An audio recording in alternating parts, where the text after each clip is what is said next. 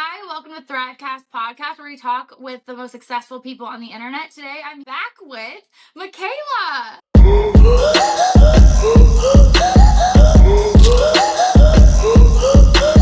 Oh my gosh, I'm so happy to be here. Thank you for having me again, Alanah. I'm so excited. I rewatched our last episode and I was really impressed with everything that we talked about because I kind of just wanted to remind myself of what we talked about before so we can kind of bounce off of that. But also, Yeah. I want this episode to kind of feel like brand new. It doesn't have to be completely attached to that. If whoever's watching right now has not heard like your actual story of your life, like growing up, college, all of that type of stuff, you can definitely go watch that. But this is going to be a little bit different than what we normally talk about on the podcast just because we have chatted before. You were episode 2, season 2. That was the episode. And you're also going to be the last episode of this season.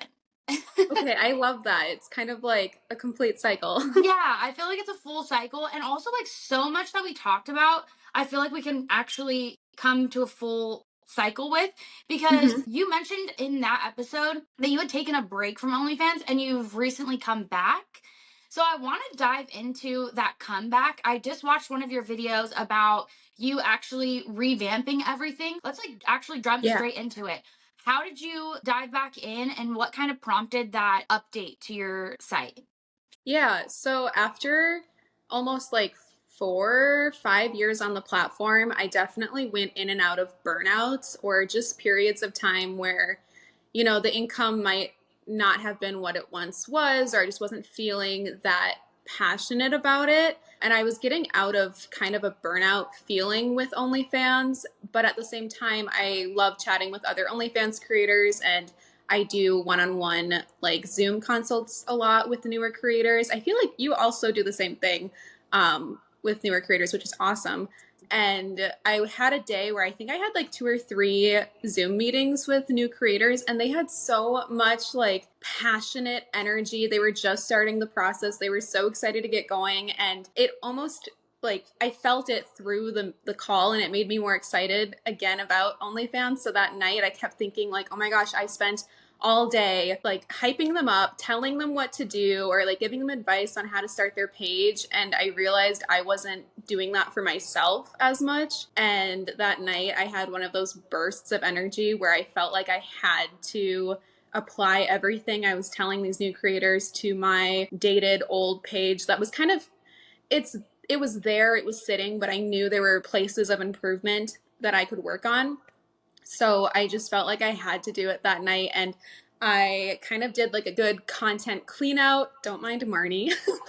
She'll probably be in and out of the video footage. She had a cameo in the last episode too. Oh, of course she did.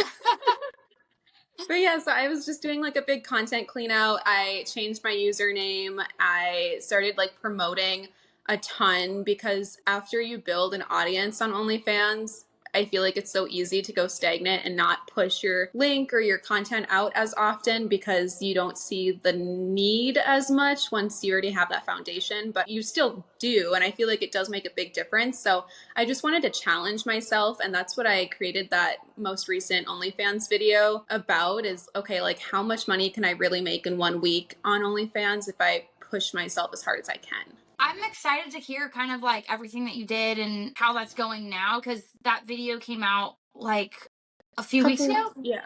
Yeah. So I'm excited to jump into that. But before we do, I want to jump backwards a little bit into you were mentoring these students. And I think it was in your video that I heard this. I mentioned it in the last episode. You were saying something about the teacher being the teacher and they don't always, something about that or no? Yeah, like coaches don't play. Yes. Okay. Coaches don't play. It was you. I brought that up in the last episode because I also talked to another girl who does mentoring. And I was like, I heard this somewhere. I read it somewhere. I don't remember what it was. It was your video. So just stating that now. I loved that quote because I feel like I'm sort of similar in that way. Whereas sometimes I look at what I'm doing and I'm like, oh, I need to, apply what I'm teaching. But because I'm doing so much of like the learning and figuring out what works, then my next thought is like, oh, okay, I got to make a YouTube video and share this instead of actually applying it sometimes. So yeah, I relate to that. Yeah, absolutely. I feel like it's so easy to sometimes to like look at somebody else's work and be able to help them. Whereas if I'm going to look at my content internally from like a different perspective, what would I change? Mm-hmm. You also mentioned burnout, and we kind of had a discussion about this, me and you, but it reminded me of what we were talking about, which was not burnout, but not being able to get ahead of content. Yes. And I feel like that sometimes causes my burnout. I feel like overwhelmed by things. How do you think that you're going to approach burnout going forward, because you know that this happened to you? You notice like numbers maybe changing, or something shifted in you and you had a little bit of that burnout with OnlyFans. How do you think you're going to approach that going into it now?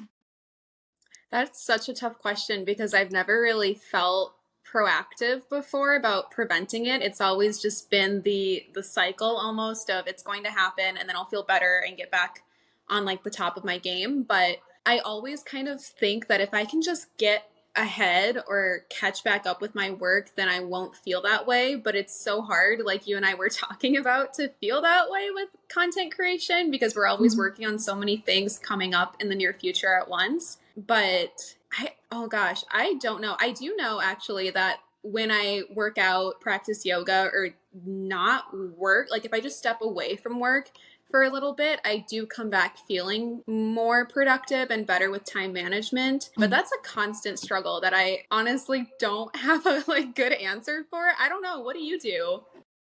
It's funny because we've both been in this for the same amount of time, I'm pretty Hmm. sure.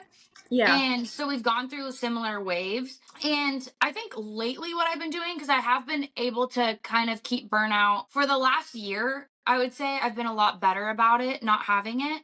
I still do get in like smaller waves of it where it's like maybe a week. Whereas before it would be like months. Like I'd be like, I Yeah. don't want to do this for like ever. Yeah, but now it's like maybe a few days, maybe max a week. And the difference now is I kind of like have a better schedule with my time, and I think about it more as I'm going to work rather than, which is kind of lame because I got out of this not having to go to work, but or like got into this so that I Yeah. didn't have to go to work. But I feel like I guess I work better with a schedule. And for the first 3 years I didn't really have a schedule. And we talked about Hmm. that. I kind of let myself work whenever, and then I would work like till 3 a.m. And so I ended up burning myself out because I was doing too much and like trying to get ahead. And like it was a lot. So now I really stick to, okay, at, a certain time of the day, like 4, 5 p.m., it's off. I'm done. Like Yeah. there's no more. Maybe I'll answer messages or something like that, but I'm not going to go shoot content. I'm not going to be editing. And now I stick to like, certain hours of the day. And I guess I do have more flexibility with that because I take like half days, 2 days a week, and I don't start working till like 10 a.m. or maybe 11. So it's not Hmm. like it's like this like super strict whatever, but I think giving myself more of a schedule has helped me not get as burnt out. Yeah, I do agree. Now that I'm thinking about it, I like to hold myself accountable on certain days, and I know what days I'm either filming or maybe focusing on editing or even just not working at all. Like Tuesdays through Saturdays are my work days since my partner works those days, and then he has Sunday and Mondays off. So I feel like I've shifted to match his schedule. And then knowing my upload days, like Thursday is a YouTube video, Friday is a podcast, like having those deadlines work really well. I feel Mhm. like maybe I work better under pressure too, because Uh-huh. I'll have that grind time come Wednesday night and stress myself out a little bit, but I'll feel so much better like on posting day when it's done. Yeah. And then also learning not to take on too much at once. I used to just say Mhm. yes to like everything and then stress about it, but I feel like I've gotten better about understanding how Your much I can actually limits. handle. Yeah. How did you learn that? Like, how much is too much for you? Were you trying to post like every single day, or like Oh my what gosh, was no. it that was?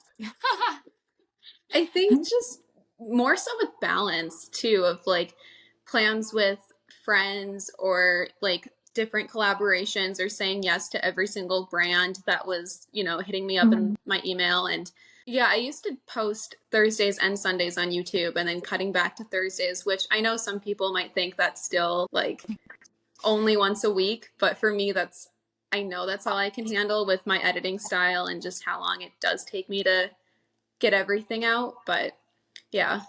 I had that same thing. Like last year, I was posting twice on my YouTube every week, and then in the beginning of this year, I felt really overwhelmed by that and went to one video for like the last 6 months. And just recently, or I guess longer than 6 months, I don't know how long. I'm really bad at math. Um and then just in the recent, like, this month, I started posting twice again because I feel like I can Mhm. handle it. Let's hope. But yeah, I had to do the same thing. Like, you Mhm. kind of have to figure out what works. And sometimes what works will change depending on Yeah. like what's going on. Like you kind of said, also balancing your friendships and your relationship. How does that kind of look like with a schedule like this for you? Well, there are so many pros to it. I mean, I love that I am able to control my schedule. So if anything does come up with friends or my partner, like I'm usually able to go to whatever the event is. I never have like a shift or work being the reason why, which is really nice. But it's also nice too because my boyfriend Ashton, he is very work oriented and he works a lot. He's a tattoo artist, so his schedule is like pretty booked and busy and he works really late nights, which has its own challenges too, but I feel like I'm very work oriented as well. So I appreciate that we both are able to focus on work because I've been in relationships in the past where it wasn't even, and Mm. my ex might have said something about how like I don't have time or, just getting stressed that I'm working so much. So I really like that we both work equally, if not more than the other person. So So I like you guess guys just kind of understand each other in that way. yes. Yeah, and it's so nice having like a partner finally that does like understand my work or how much I'm working and doesn't use that against me in a way. Yeah, So, I've had that too in past yeah. relationships because I've always wanted like social media and YouTube and stuff to work. And so I would like wake up super early before my actual corporate job and like try and make a video. And I'd be like, I don't care if you're sleeping. I'm waking up at 5 a.m. and I'm making a Yeah. video. Like I would, and then like be editing all night and they'd be like, you don't have any time. So Yeah. yeah, I totally relate to that. So a lot has changed in the past year. What do you think the biggest changes are? Because when you had this revamp just recently, what was it like the last year? Because in the episode that we did together, you said you wanted to have the revamp. How long do you think it took to kind of get there? What's changed in the Yeah. last year? Let's hear. Well, I do feel like a lot of it is where I'm focusing my energy. And for a lot of the previous year before the revamp, my energy was just not completely on OnlyFans. It felt so much like a passive form of income, which primarily it can be, but I wasn't putting a lot of effort or energy there. So I was just making, minimal income from it just by having it up. But Mhm. I think there was a shift in energy, like I kind of talked about earlier, with like wanting to Yeah. revamp it. And mentally, I think it took the longest because it had been on my mind for months, knowing like, oh, I should probably change my username to like not my full name. But I felt like if I did that, I'd have to like fully commit, fully change. And I just wasn't prepared quite yet to like do it all. And I wanted to do it all in like one night. So I just had to wait till I was manically like ready to not sleep. And I don't know, like I think I just had that push of energy where I just needed to focus like 110% of my energy on the platform and then shift it and put it out into the universe. But until I was ready to focus on it, I just needed my full potential to be there and it wasn't, I guess. What have you been kind of focused on in the last year? What has been like what you've been passionate about the last year? Looking back, I feel like I probably was putting most of my energy and like passion into YouTube. But thinking about the content I was making, like I've been in this house for 2 years, but looking at back at my content, I was still like fully furnishing some spots, renovating like dining room, bathrooms, like certain areas. And I almost feel more settled now. And I'm just sitting Yeah. here being like, what should I do? And maybe Oh. that's why it's more so going toward OnlyFans. But I don't know. I feel like I really struggle too with almost that consistency in the matter of being able to focus my energy on. I don't know. Maybe I'm a little bit like ADHD. My mom and my siblings have it. So I probably do a little bit where I'll get really into something and then take a Like break. hyper focused almost on something at one time. Yeah, so a lot of my content almost for the year, I feel like was more so in my mind like wellness. I went through a big moment with like yoga and meal prep, being fully vegan and like making all these ginger shots. And that was like what I was like filming. I did a lot of like day in the life vlogs and stuff like that or whatever. But right now I'm so fixated on book talk and Bookstagram and Booktube. Like I think I'm going to become a booktuber a little bit. Like I'll still just like make all of my other content, but I also want to just post book reviews and what I'm reading and all of that. So that's my current fixation, but we'll Yeah. see. I'm a reader too, so I love that. I I think I've made like maybe one video about books, but I don't know. Well, that's kind of cool though to have like different hobbies.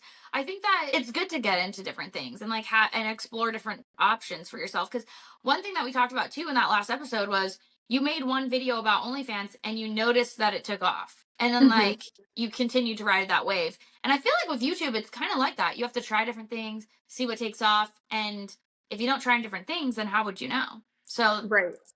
it might be Yeah. something fun to try. Oh, I was just going to say, I feel like I never expect what videos end up doing well on YouTube because they're always so, in my mind, like random ones that do really well, or the ones that I Mhm. want to do super well never take off. And the OnlyFans, like the original first video I made on OnlyFans, I didn't think it was going to do well at all. Like I was so confused on why it was getting so many views at the time.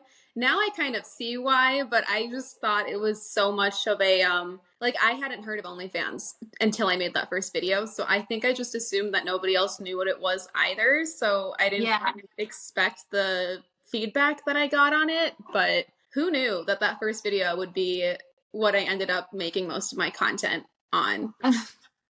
One of my most popular videos was actually I had zero contact with one of my exes and I wanted to tell her my thoughts. So I wrote a letter and I just read the letter on a video. And that's like one of my most popular videos. And I'm like, what? Why does anyone care? Like it was literally directly for her. So that because I knew she would see it eventually on my channel. Oh my God. Wait, did you have like a what was the title that got everyone watching it? It was something, I could look it up. I have my laptop. Let me just see really quick. It's called How to Break Up with Someone You Still Love and Care About. Ooh, see, that's like a really good clickable title too. Great Yeah, job. it's my second most viewed video. That was like what I wanted her to hear. So Yeah. it was literally the letter. Like all the whole video is me just reading the letter. Oh So my yeah, okay, God. actually talking about that. So also this year you got in a relationship, right? Or was that before this year? No, we've been together for almost 3 years. I did keep a 3 lot. years? I know. It was kind of a secret. Okay, I don't know how I didn't know that. No, I didn't share anything about him for like the first year that we were together. Because it did Smart. happen really quickly after my first breakup with a woman and then like coming out publicly online. So Okay. even though my sexuality feels like pretty fluid and I just identify as queer, I felt like I didn't want people to think that I was almost like going back in the closet, which I know people wouldn't, and like people that understand wouldn't think it's a big deal, but I took so much time and preparation to actually like have a more public relationship with a woman on my platforms and like social media that I almost felt like it would have been for nothing if I just came back with like hard launching a new relationship Uh-huh. in a Yeah. way. So I don't know. It was a lot of like self negative talk for a while and just not feeling Okay. validated.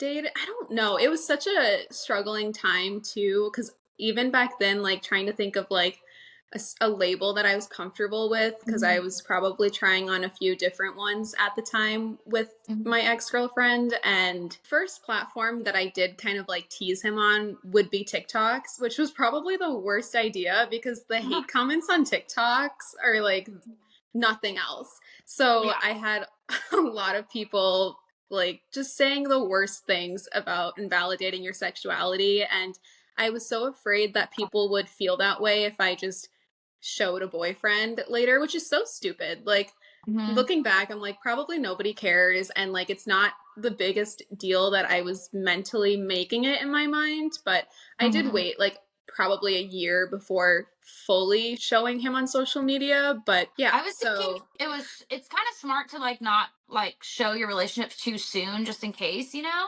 So that's what I was yes. thinking, but I totally get what you mean cuz like I'm pansexual, so I've gone through that too with people I've dated in the past. Obviously now I'm married to my wife and everything, but before I whenever I would cuz I also use the word lesbian a lot because I see sexuality on like this sliding scale and I'm Yeah. like there's like straight on one side and gay on one side and then there's like bisexual and pan in the middle and I'm like in between here. So Yeah. like I do use lesbian sometimes or I will use pansexual because I like slide over here. But because of that, I literally would never show any guys that I was dating because I felt the exact same way that you did because I felt like it would like invalidate me using the word lesbian. Yeah. And like So TikTok strange. got mad at me because I used to have gay girl in my bio. And then like the few times that I did mention like Ashton or anything in the beginning, there was always someone being like, why do you have gay? And even though in my mind gay was such like an umbrella term where it's like I can still like everyone's a little gay. Like I can still be gay and then still be on this sliding scale.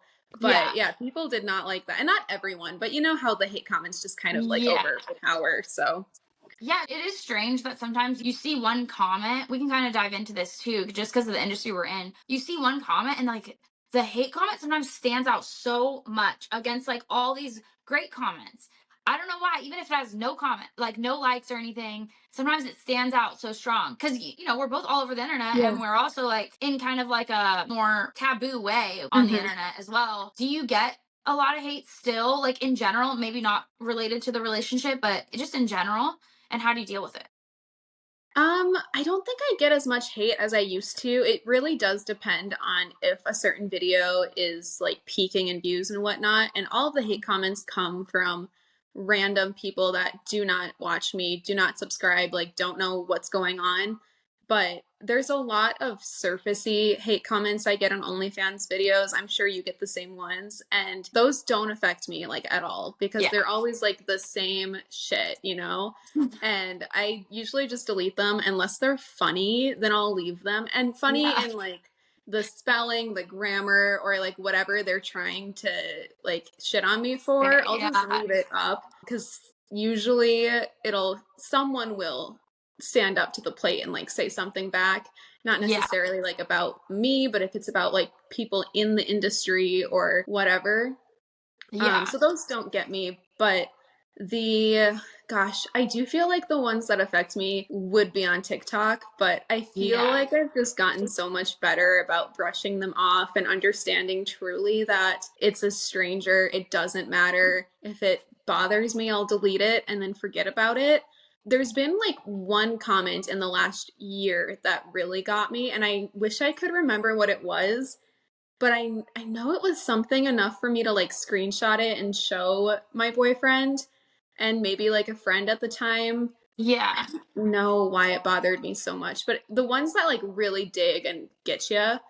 Yeah. But Instagram, I feel like Instagram filters them out too, so I might not even Yeah. see it. Yeah, but no, I don't think I get as much as I once did, which is good. Yeah. Yeah. But like you said, sometimes when there's like those peaking videos that are just doing really Mhm. well, then you do get more. So then you're like, oh, maybe I do want some hate comments. Just kidding. Yeah, and like I used to actually make YouTube videos just reading hate comments as a way to like monetize what they said and like utilize it to my own content.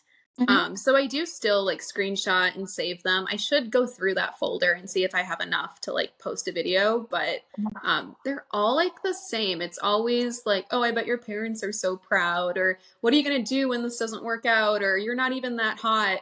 Those are like the funniest ones when like middle-aged balding men are like, she's average. I honestly like crack up at most hate comments because yeah, like they're so ridiculous a lot of times. And like they don't know anything about your life. Mm-mm. And so sometimes they'll say things that are like so irrelevant. And I'm like, for example, oh, like you'll never find like a husband, da da da da. And I'm like, I already got a wife. I don't need a Yeah, husband. Like, I'm good. exactly. Yeah, I get that a lot too. Like, good luck dating or finding a man that wants to Yeah. marry you. I'm like, And you're okay. like, I'm fine. Yeah. um, okay, let's jump into some success and like how that's changed over the course of the last year. How do you view success today? Ooh, good question. You've got me thinking. Um, okay, I feel like success for me has always been more about personal success rather than like this concept or idea that success has to be like the high, like 9 to 5 corporate type of job, the white picket fence, the whatever it is.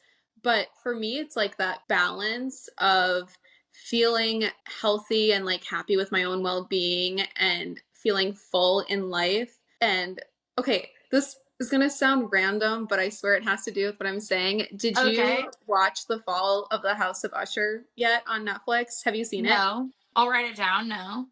Okay, it's kind of, I mean, it's a Mike Flanagan horror show. It's so good, but it's like my Roman Empire right now. Like, I cannot stop thinking about it.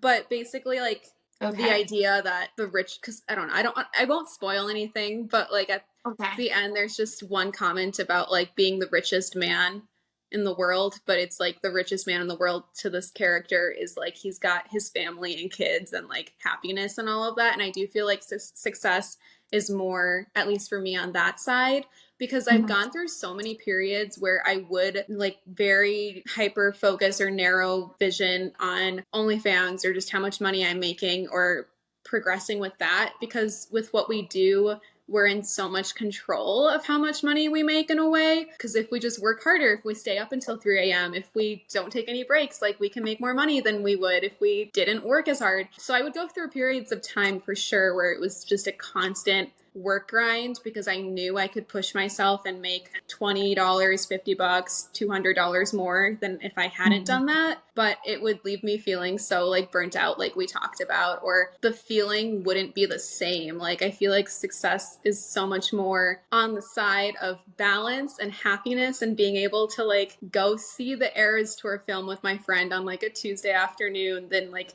I don't know, being here and like focusing on work in a way. But yeah, I don't know. What about you? What about me? Yeah. I'm definitely with you on that. I said in the last episode, and I kind of feel bad for saying it because it was like I didn't mean it in a bad way, but like it's such a privilege to like feel that way because so many people do have to like, grind. And I didn't mean that in a bad way towards what she was saying at all. No, I But think I it's want more so just like the balance of it. yes, yes, Yeah. yes. So I'm kind of like in this um weird space right now where I'm figuring out what success means to me because I definitely still struggle with like me not being satisfied with my numbers yet because I don't have a house. Like I want a house. So like since I don't have one, I'm like, okay, I gotta grind. So I'm still in that like mindset almost. But at the same time, the whole reason why I started this was for the reasons that you're saying. Because I want time and energy to like focus on me and focus on my relationship, focus on my friends, and like be able to drop things and like go do things. So I definitely have like this push and pull between the two still. Yeah, I guess I'm trying to figure out what success means to me right now. Do you feel fulfilled right now? I feel I don't know if my cup is like absolutely full, but I feel so much fuller than I did like a year ago or 2 years ago, or when I felt like I was at my peak, whatever that means, or and I think it is just shifting that mindset a little bit. And I totally understand too, like you are in California, so I'm sure like if you want to buy a house, you could come here and get one for like a third of the price. Like No, that's I probably actually like, like could buy a house. It's somewhere else, just not yeah. here. Oh So my gosh, I with know I'm like prices. still in a privilege in that way. I'm like, I can do it. It just would not be where I want to No, I be. totally get it though. And okay, I'm glad you brought up the numbers thing too, because I was just thinking about this the other night. But when I had like 50K or even smaller than that, I don't think I realized like that's still such an awesome foundation. It was still such a following because I had such bad imposter syndrome a lot of the time or because I think I went from being a small YouTube channel and I spiked really fast in a couple of months. So I don't think the numbers like mentally caught up to me and I didn't realize the the wave or like the effect or how many people were actually watching my videos back in like I'd say 2020 to 2021 was like my peak, but I can only say that now looking back because at the time I still was like I have to get to 100k until I really didn't feel validated until I hit 100k, which is so stupid because I waited so long to like do certain videos until I hit that peak when really I should have like understood. I don't know, like that meant nothing in a way. Like, I should have just been, I don't know. I feel like we can talk more No, about I this or get what you're you'll saying. understand. Yeah. Like that But imposter syndrome of like I kind of mentioned it like a few episodes ago. I was like, for the longest time, I would say up until like a few years ago, I would not have considered myself a YouTuber, even though I was doing YouTube consistently every yeah. single week. And I wouldn't have considered myself that until I think I hit like 50K. And now I'm at 70-ish and I want to hit 100,000 really, really bad. But like I literally didn't call myself like a YouTuber until the last couple of years. And I get what you mean. Like even like 10,000 people, like even It's 5,000 people, still, yeah. that is just so, if you put all those people in a room and they were just gonna watch you, you'd be like, oh, this is a lot of people, you know? Mm-hmm. So I Yeah. totally get what you mean. There's like these like success, like you keep trying to measure it in these like giant numbers without realizing like what a big number you were already at, you know? Mm-hmm. Yeah. Yes. Or like I'll find new YouTube channels or an Instagram page and I'll be like, "Oh my god, they have 20k on Instagram," without realizing that like I also have similar numbers. I just found this one channel cuz she like commented on one of my videos and she had like little check marks. I was like, "Ooh, who's this?" And she had like 100 and something subscribers and I felt like, like, "Oh my god, who is this big channel?" without realizing that like I also am around the same size, but Yeah, like looking it at it, hasn't caught up to your mind, kind of how you were saying. yeah. Yeah, exactly. Yes, I totally relate to that, like, a lot. And the same thing, like, when you said the Instagram, sometimes I will be, like, going through people's Instagram, I'm like, "Oh my god, they have a lot of followers." And then I, like, realize, "Oh, yeah, I kinda have similar numbers." Yeah. But, like, you totally don't even it doesn't, like, register until you are looking at it for somebody else, almost. Yes. Or like I just don't validate it for myself either because it's me. Like it's my own Yeah. page. I don't know. Yeah. Who Yeah. knows? You don't, like, attach it to yourself, like, you see it there and Mm-mm. you're like, it doesn't feel like it's yours almost? Yeah. Yeah, It's it's kind so of like when different I from like the look inside. back at certain parts of my life. I was talking about this in like a vlog or something, but every 4 years I feel like a completely different person. And so like when I look back at like 4 years ago or like even longer than that, I kind of like feel disassociated from that person in a Yes. really strange way. Like I'm like, oh, I know that's me. I'm looking at myself. I sound like me. I look like me. But like that feels like another person's life. I feel the same way. I literally opened Facebook this morning, which I never use, but just to clear like those old notifications that pop up. And it gets me every time with like 5 years ago, 9 years ago. And this morning I just got one from 5 years ago. And that girl is not me. Like it was a picture of me at 23, and no part of it is who I am today. It was insane. Yeah, my 10-year reunion is supposed to be next month or this month. What month Mine is it? too, I think. Yeah. And I wanted to go, but I don't think I'm gonna be able to make it. Yeah, when I think back to like even high school, like I remember having a great time, but then when I see like videos or pictures, that's when I feel very like not connected to it. Because when I think back my memories, I'm like, oh yeah, those are my memories, love them. But when I look at it, I'm like, who is that? Yeah. Anyways, okay, back to one of the questions. We kind of went all crazy. Uh, one of my questions was, do you feel fulfilled right now? And I don't know if we answered that or not, but I know you're a very spiritual person, and I've been really diving into my spirituality this year. So I want to like talk about that. I want to like hear about what you do with your Mhm. crystals, with your spirituality, like if you're feeling fulfilled in just Yeah. you as a human, maybe not just with work, but like you as you.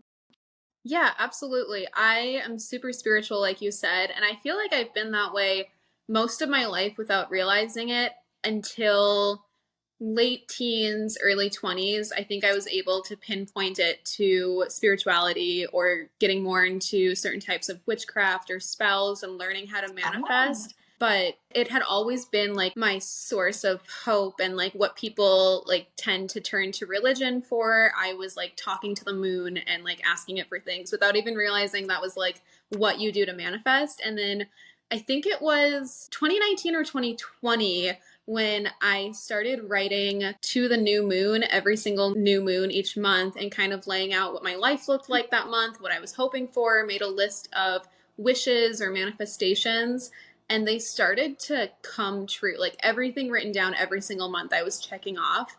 And that's when I realized, okay, I'm kind of in control of my own reality here, and I can make life as magical as I want it to be. And you have to almost be in that form of like Delulu in order to succeed and like really feel like you can do it. Yeah. But I read Jen Sincero's You Are a Badass, which I love. Like I need to actually reread that book again because it's been a couple of years. I have That that book puts, too. yeah, that puts so much like hope and energy and like just a sense of magic in my life of like, oh my gosh, I can have the life of my dreams because if I can think it, it already exists. And I have crystals everywhere. Like you mentioned, like love crystals. I'm actually filming a video on crystal shopping at spiritual shops I've never been to in Minnesota. So I've gone to Okay. like 4 out of 7 shops this week here, and I'm doing like a whole long crystal hopping shop video. But it's just kind of like finding that sense of something to turn to, hope, like something, I don't know. For me, I've always like struggled with, because I was raised Catholic, Mhm. and I always struggled with believing what I was being taught because I couldn't see it. And as a kid, like I really needed that visual proof almost. And then with the moon and the universe, like I can see it, it exists. Like in my mind, it was proven. So I was able to like turn to that to ask for what I was hoping for, than a higher being of some sort. So that kind of is what shifted my mindset. But yeah, I don't know. I manifest like once a month, but then sometimes daily. I do all the things. I don't know. I like recently got into it. I feel like when I first, I think, when did I start? I tried to start manifesting probably in 2019 ish. And then obviously the next year was when I start, or the next, yeah, that year I started OnlyFans and stuff. And like Mhm. my life actually changed. And obviously it was because I put in the work and like did all these things. But I do think that these like opportunities started to come to me more when I started to have a connection with, yeah, like the universe or something like that. And ever since I've been trying to do it, I'm not as consistent as you. Every day? Oh my gosh. Well, it can be as easy as just like saying it out loud or thinking it or telling yourself, like, today's going to be a Mhm. great day. Like, even that is manifesting that today will be great. Yeah. Or telling yourself, like, I will X, Y, and Z today. Like, I will finish everything I need to, or this company will respond with this offer. And Mhm. sometimes it's me just saying it out loud and opening myself up to the universe like that. But the once a month actually like writing it out is probably as much as I could handle as well. But even if I'm like driving somewhere, I do sometimes say like the perfect parking spot will be waiting for me and all of that. So it has at this point really just integrated into my daily routines. Nice. Even if people think it's crazy or whatever, I think just to have that positive outlook on life Hmm. too, and being open to like goodness coming to you, that's such a positive thing. So I Yeah, think it's really cool. I agree. And like what I always tell people too is, if you don't fully believe it, it's not going to come true. Like that's why I say like you have to almost be delusional to the point of like, no, Hmm. it's going to happen because I know it will. Because if any part of you doubts it, you're doubting the universe and you're not opening yourself up to the actual abundance it can provide, so then it won't bring it to you. Yeah. But yeah. Doubt can literally break so much, like even within just yourself. If you, Hmm. that's just the worst thing ever. But so what do you have coming up? If you could give us any insight into what's coming up for you in the future, what to look forward to, and we'll kind of like Yeah. wrap up the episode. Totally. Nothing too crazy coming up, but like I mentioned, I've got some fun videos in the works. I try to do obviously like OnlyFans videos, but also a couple spiritual videos. I love personally making vlogs and day in the life, so those are more like treats for me as the Yeah, like person like creator, and editing those are really fun. me And then too. yeah, yeah, I know I love your vlogs. Oh, Um yeah, I like yeah. your vlogs too. And I do want to get more into book content. And I do make like a couple book videos, but I want to like actually make some more. But yeah, nothing too wild beyond that. I also have my own podcast, Breaking Up with Makayla that comes out on Fridays. Yeah, nothing beyond my normal content right now, which honestly I'm okay with. Like I could not handle anything big Well, right now. I feel like, everyone watching everything, we're going to stay up to date with like your OnlyFans because you made a lot of changes. So we're excited to Mhm. see that. And also, I'm excited for all the new videos. So even if it's nothing Yeah. too crazy out of the blue, but I think it's going to be really fun. So it's going to be a good end of the year. Hopefully, great beginning of the next year too. Thank you for coming Yeah. on to the podcast again. Oh my gosh, thank you so much for having me. All your links will be down below. Thank you.